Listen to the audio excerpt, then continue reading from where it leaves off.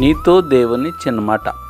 ప్రియ శ్రోతలందరికీ యేసుక్రీస్తు నామములో శుభవందనాలు. ప్రియులారా, బాగున్నారా? మీరందరూ బాగుండాలని, వాక్యం చేత స్థిరపరచబడాలని మీ కొరకు ప్రార్థిస్తున్నాను. ఈరోజు దేవుని వాక్యం కీర్తనల గ్రంథం 5వ అధ్యాయము 2వ వచనం. నా రాజా, నా దేవా, నా ఆర్తధ్వని ఆలకింపుము, నిన్నే ప్రార్థించుచున్నాను. ప్రభునందు ప్రియులారా, ఇక్కడ దావీదు ఒక ప్రార్థనలో రెండవ కోణాన్ని మనకు పరిచయం చేస్తున్నాడు.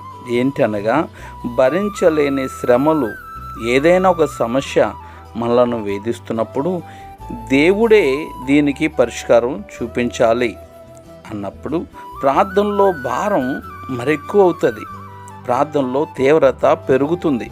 ఇక్కడ మరలా ధ్యానము మీద లక్ష్యం పెట్టుము అనే మాట కనబడుతోంది.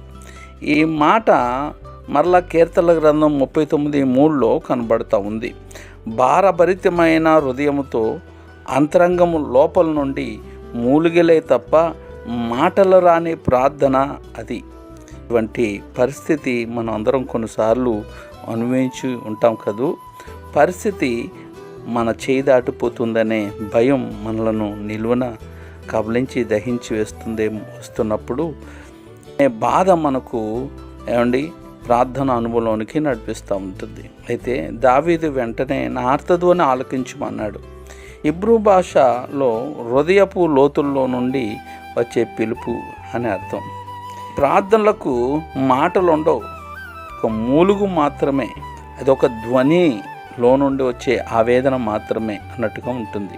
అయితే దేవుడు ఆ ప్రార్థనను, ఆ మూలుగును అర్థం చేసుకుంటాడు. ఆ భాష ఆ దేవదేవుడైన యేసయ్యకే తెలుసు. నిన్నే ప్రార్థిస్తున్నాను అని వేరొక తర్జుమాలో నా ప్రార్థన నీకు అర్పిస్తున్నాను అని ఉన్నది. ఇది ఒక క్రమమైన పద్ధతి.